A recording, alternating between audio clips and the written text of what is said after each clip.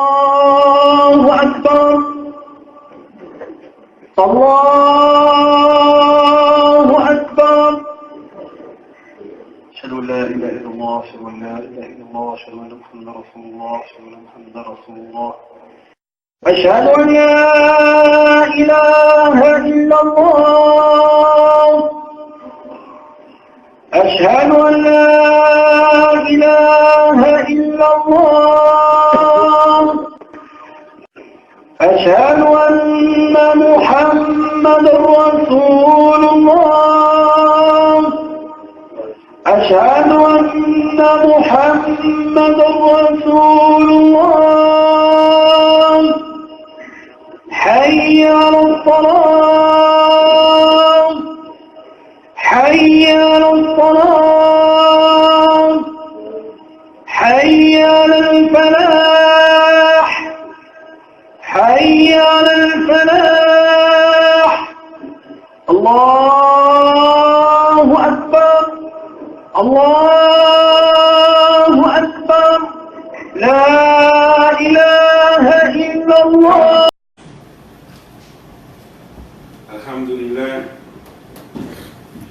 Alhamdulillah Rabbil Alameen. Alhamdulillah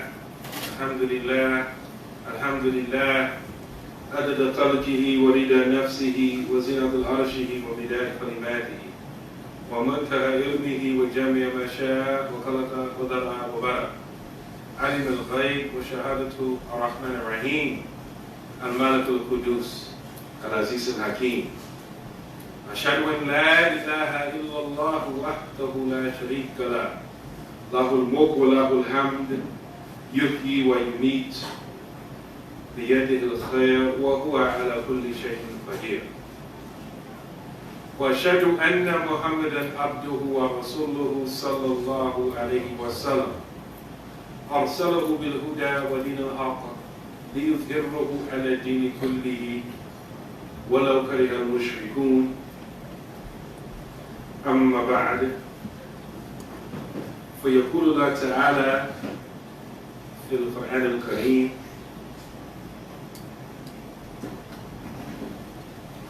رضي الله عنهم ورادوا عنه رضي الله عنهم ورادوا عنه وقال رسول الله صلى الله عليه وسلم خير أمتي قرني ثم الذين يلونهم ثم الذين يلونهم.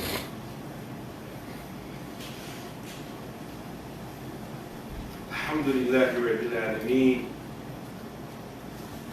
Praise Allah. Send peace and blessings.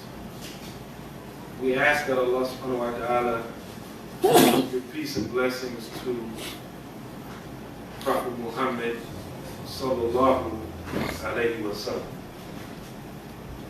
We ask that he bless his noble family, his companions, and all of those who follow them to the day of judgment.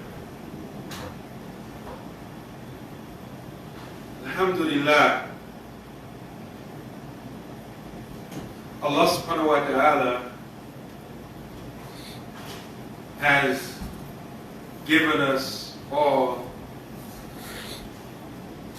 different aspirations. We aspire to be or to do certain things. See, some of us, when we come into Islam, even if our parents are Muslim, we get to a certain stage in our life where the Islam within us is awakened, and we're not just Muslim because my mom and dad are Muslim. We're Muslim because I'm Muslim and I want to be Muslim. Or, like myself, like many of you, you consciously left some other belief and became Muslim. Whichever category you fall in, when we reach this stage, we begin to learn something about the Prophet sallallahu alaihi wasallam, about Islam in general. We learn that the final revelation, Al-Quran, was sent down to Muhammad, the son of Abdullah sallallahu alaihi wasallam. May Allah bless him and grant him peace. We see that he came from this solitude, from the cave of Hira, and he came with this message, and he brought it to his wife Khadija, radiallahu ta'ala anha, and she comforted him and strengthened him and believed in him.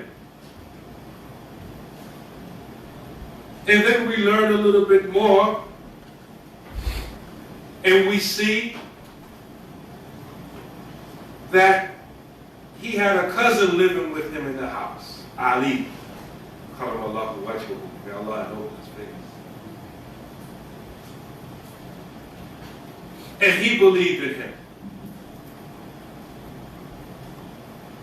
And then we learn a little bit more, and then we see that his closest friend believed in him, Abu Bakr as-Siddiq. And then we see that Abu Bakr as-Siddiq brought in some other close friend, Abu Ubaidah ibn al-Jarrah, Uthman ibn Affan. We see this message, this mission start with one person, and we see it grow organically in a real grassroots way. We see, after learning a little bit and a little bit more, we see how they would go to another believer's house, Arkham, and they would have their classes at Arkham's house, Dar Arkham, the house of Arkham.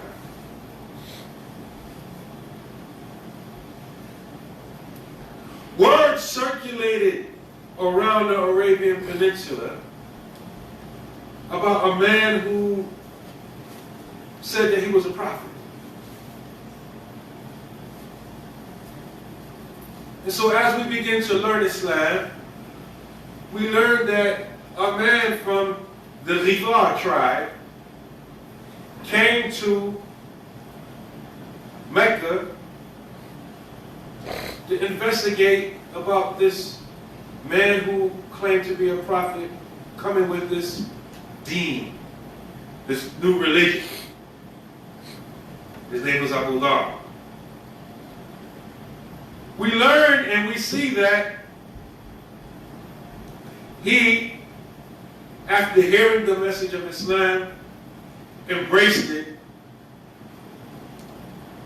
and said this message is too potent, too real for us to be secretly just learning in someone's house like this. We got to let the people know. And so he went out to the center of Mecca and called people to La ilaha illallah Muhammadan Rasulullah. And for that alone, he got beat up bad, unconscious. 2 different days. So we learn Islam, we learn about these different individuals. And for most of us, the more we learn about the individuals who made up that early community, most of us, we identify with one or a few of them. especially if we have character traits that are similar to theirs.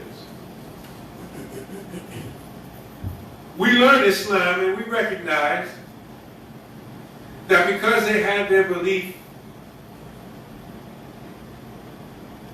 and only because they had their belief, that they were persecuted.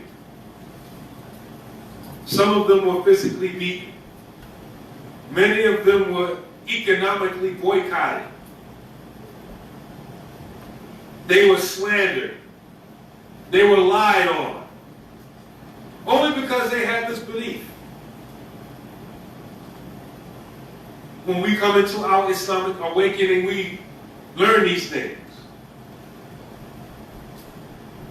We learn that because of this persecution,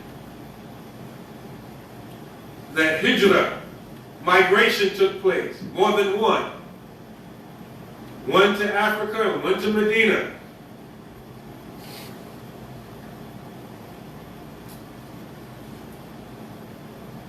We learn by studying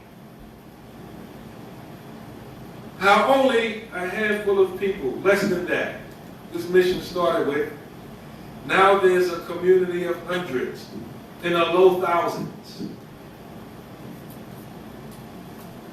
And they were able to move to a place where they were able to chart their own destiny. They were able to make the laws consistent with their way of life. This is what they call self-determination.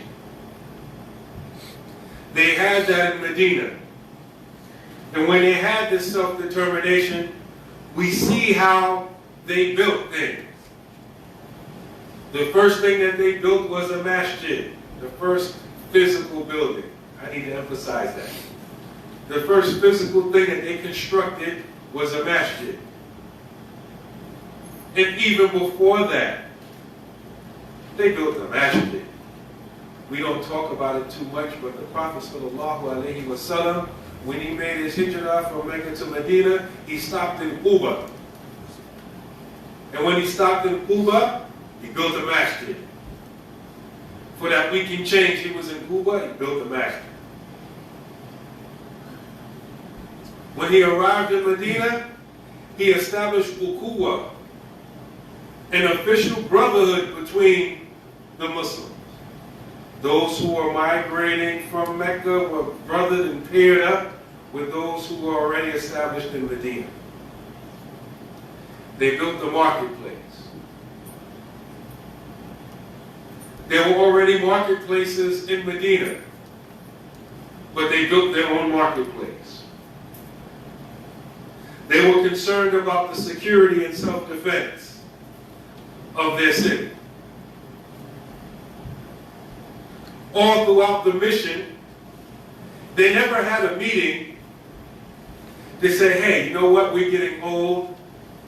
We need to involve the youth in what we're doing. They never had this conversation. You want to know why they never had this conversation? Because the youth were already involved from day one. I mentioned Ali ibn Abi Talib, radiallahu ta'ala anhu. Some reports say that when he embraced Islam, he was 6 years old. That's why they laughed at him when when the Prophet ﷺ invited his family to Islam. He invited them to a dinner and invited them to Islam. And then he asked for supporters. And then when nobody responded, Ali stood up and said, I'll support you. They laughed at him like, oh my God. They was joking because his own uncle, one of his own uncles didn't support him. Abdullah. It was like, oh, I guess we're going to have to pay your nephew. I was like a joke to them. Youth were involved from early on. And when we think about elders and youth, can't think about what we consider elders and youth. Because in our mindset, the Prophet ﷺ would have been considered a young buck according to our standards. Because he received revelation at the age of 40. And I'm in my 40s and some people call me young buck. Abu Bakr was 3 years younger than him. Umar was 13 years younger than the Prophet sallallahu alaihi wasallam. So according to many of us, all of them would have been considered young bucks.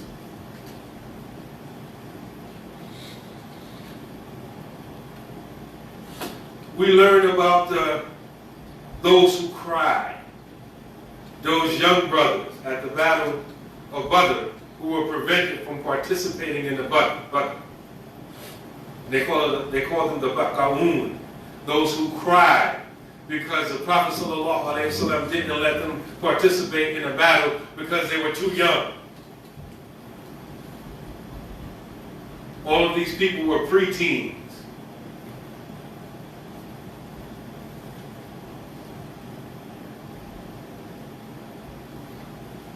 So they didn't have a conversation, a separate meeting about having the youth involved. This is what we learn when we become motivated and we learn about the early community. We learned that Usama ibn Zayd, who was placed at the head of an army to fight not some other Arabs, a nation, an empire who had been in existence for hundreds of years before they even came. An army is being headed by Usama ibn Zayd, who is 15 years old. And when we learn the history, we learn that one of the reasons why some of the people objected to his leadership was his age. So this is one of the things that we learn when we get into Islam. We learn that they didn't have to have a meeting about the role that the women are going to play in this thing. I want to remind you that this is a society that didn't have any respect for women. Women were things in their mindset. They had no value. You can't get me off sexually, you can't make no children, you're useless. In fact, if it's too many of y'all, we're going to bury you alive. Literally, they did this. Allah makes reference to this in the Quran. So they come from a society where they don't have absolutely no respect or worth for the woman. But the early Muslims, they didn't have to have a conversation about what role the women are going to play in the community. The first martyr, the first one to give up their life in Islam was Sumayyah, a woman. The one who got slapped by the tyrant, Abu Jahl, was the daughter of Abu Bakr, Asma. The one who the Prophet ﷺ told us to learn our deen from, her sister Aisha. Nifsuddin min Aisha. Half the deen is from Aisha. We didn't have to have a special meeting. They didn't have to have a special meeting about the role of women in the community. So when we become Muslim and we learn these things, a lot of us have community aspirations. We aspire to be a community just like that. When we become Muslim, this is what we want. This is what we're hungry for. And it's part of our human nature to be hungry for this thing. We have community aspirations. And some of us, we are restless. We get frustrated when we don't have that.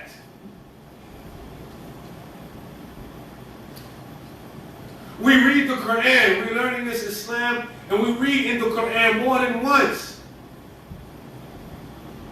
While at the same time we're learning about this first generation. We learn, radiyallahu anhu, wa radu anhu.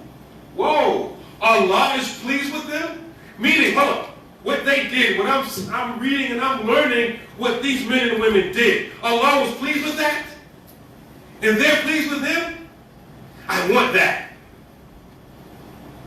We have community aspirations.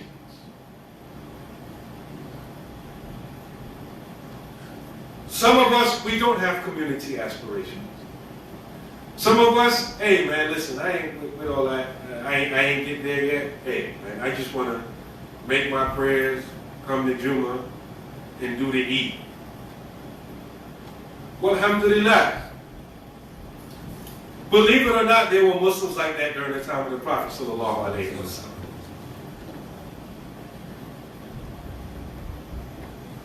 And everyone has to respect each other's space. Well, alhamdulillah.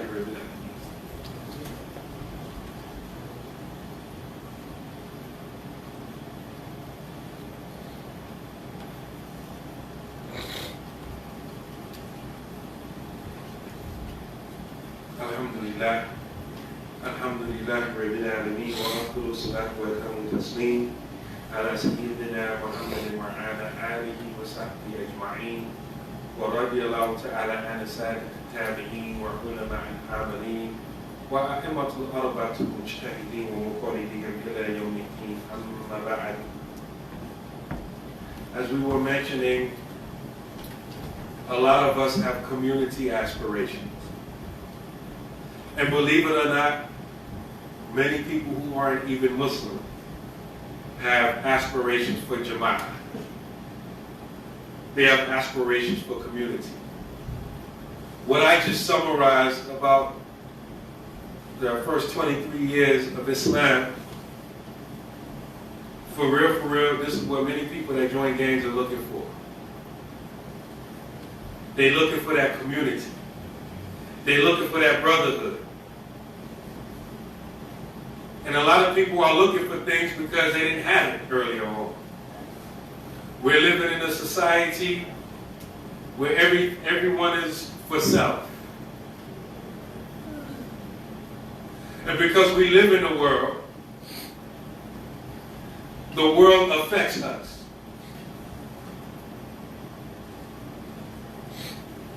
And what a lot of us have been taught is religion.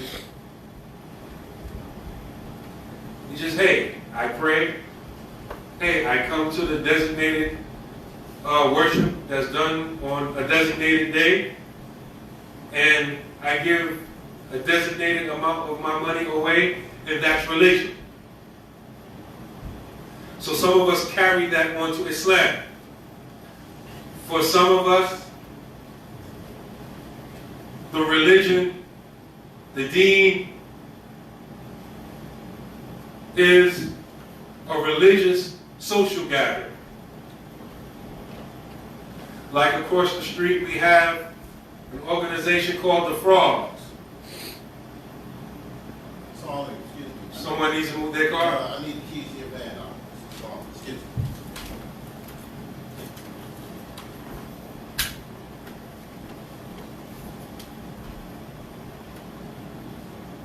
They have an organization called the Frogs. They're a social club. They get together. They eat. They socialize. Around the block, you have a fraternity. They get together. They eat. They socialize.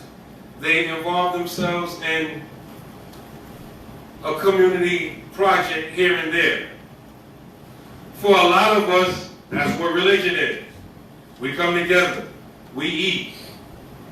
We involve ourselves in a social project here or there. Everybody doesn't have community aspirations. I'm verbalizing these things because I want you to look at where you are. And I want you to recognize that everybody may not be on the same page with you.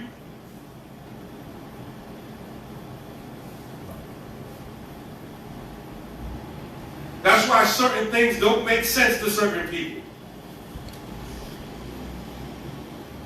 We're getting closer and closer to starting and finishing the renovation project to bring our Quran teacher here. to live amongst us. To some people, that makes no sense. Why? We just come in Friday, pray. If I'm nearby, I'll drop in and work. I'll drop in after work and make a salat. Ramadan is only once a year. What are y'all talking about? They don't have community aspirations. I'm not knocking them, I'm just speaking reality. Don't think that I'm knocking the one, or I'm bashing the one who just wants to come by and pray. There's people here that they just work close by here on Friday. That's why they're here. They ain't brought into all of that. Maybe their community is in another part of the city, or their community is in another city, or another country. I'm not knocking them. Or maybe they don't have any community. It's just Jumu'ah's an obligation. I'm nearby here on Friday. I'm here. I'm not knocking them. I'm not even knocking the one that says this is their community, but I just come here to pray. They're not thinking about community. I'm not knocking them. What I am telling them and I am telling us is that we all don't think alike. Some of us do have community aspirations. Some of us want to get as close as possible to what the Sahaba had, to what the companions had. We want that community. Some people have been around for a long time. Or at least in their mind, for some people, 5 years is a long time. For some people, 30 years is not a long time. But in their mind, they've been around for a long time. And people have been talking that community talk for a long time. You know what? I'm disillusioned. I don't believe in that stuff anymore. If this is you, I want you to recognize that everybody don't think like you. Some of us, there is no such thing as being disillusioned, and there is no such thing as being, hanging up our hat and going home. There is no such thing as retirement. This is a thing like they used to say in the gang culture, blood in and blood out. There is no giving up. I'm on this till I die. We don't have no option of going back. You have to, I'm not knocking you, but you have to recognize that there's some people that think like that. Just like some of the Sahaba left everything that they owned and moved from Mecca to Africa, Ethiopia, or from Mecca to Medina, likewise you have in your midst people who gave up everything that they owned and moved from wherever they came from to Pittsburgh. See, everybody's not thinking the same. Some people have skills, they have professions, and they're very good at it. And they could have had a job or a profession or a business, but they said, you know what? In order for me to get closer to Allah subhanahu wa ta'ala, I'm not going to do that. That's not going to work for me. So they give that up. You may not think like that. You may think, you know what? My job, my profession, my skills, Shukran. I'm going to use that thing to bring me closer to Allah. You can't knock him and he can't knock you. But you have to recognize that we're all not the same. And we have to respect each other.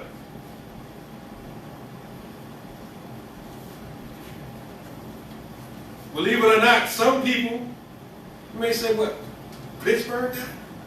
It's Pittsburgh. No people look down on the city more than the people that live in that city. You have to take off your slippers, bro.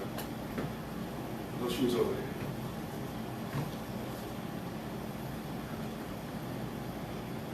Say, man, this ain't LA, this ain't New York, this ain't Atlanta, this ain't Philly.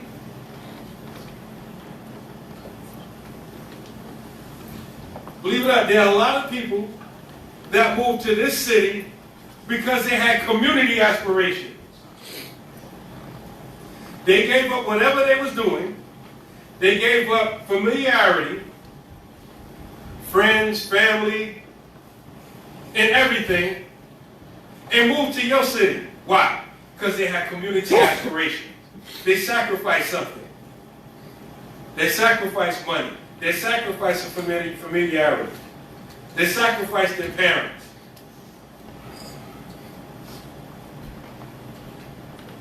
And they don't regret it. A lot of us, when we come into this Islamic awakening, we recognize that you can't separate community from deen, community from religion. You can't separate the two. Even though that's what we have been taught, because we come up in this society.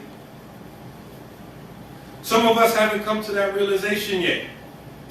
Some of us are like, okay, well, it's just, I used to be Christian, now I'm Muslim. What's different? Some of us heard that hadith where Umar ibn al-Khattab said, "Innahu la Islam illa bi Jamaa'ah." That verily that there is no Islam without Jamaa'ah, community. وَلَا جَمَاعَةَ إِلَّا بِإِمَارَةٍ. And that there's no community without leadership. وَلَا إِمَارَةَ إِلَّا بِطَاعَةٍ. And that there is no leadership without obedience. Some of us heard these things and other things, and we recognize that you can't separate the two. And because of that, we have community aspirations. So yes, we aspire to grow our own food. And yes, we know the organic garden we have can't feed everyone, but we got to start somewhere. And we started. Just like the Prophet ﷺ didn't start day one with 124,000 Sahaba. It just started with him, his wife, and his cousin. He had to start somewhere. We recognize that we want Muslims to live in homes that they own, or at least the community owns. But I recognize that even the first Imam of this masjid, he had a vision, and he brought up all the property around here. And we benefit from that. We recognize that, yes, we want to be educated. We want to educate our children in a way that is consistent with Islam. So we have to have our own schools. But we don't have everything we need to open up a full-fledged school. But we got to start somewhere. And we're going to start with our Quran teacher. And we're going to build from there. But we have to start from someplace. That's the vision. That's what we aspire to. Some of us have community aspirations.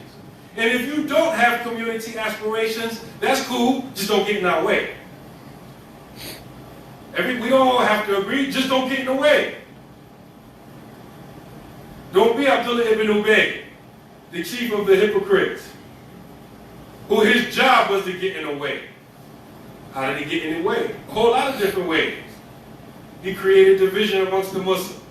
He started promoting slanderous things against the family of the Prophet ﷺ. He started empowering people that were opposing against Islam. He started giving them inside information. There's a whole lot of ways that he got in the way. You don't be that person. أقول قولي هذا واستغفر الله لي ولكم ولسائر المسلمين واستغفروه إنه هو الغفور الرحيم. سبحان ربك رب العزة عما يصفون وسلام على المرسلين والحمد لله رب العالمين. ربنا آتنا في الدنيا حسنة وفي الآخرة حسنة وقنا عذاب النار ومن